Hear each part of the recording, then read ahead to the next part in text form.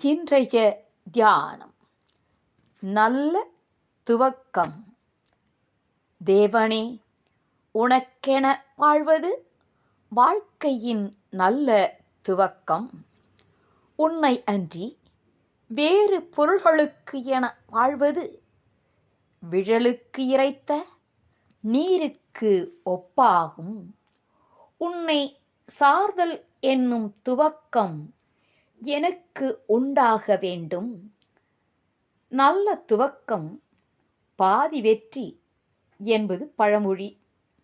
பரநலத்தை முன்னணியிலும் சுயநலத்தை பின்னணியிலும் வைப்பது நல்ல துவக்கம். கடமை முன்னணியிலும் களியாட்டம் பின்னணியிலும் இருத்தல் வேண்டும். இதனால் தவறுதல் உண்டாக இடம் இல்லை.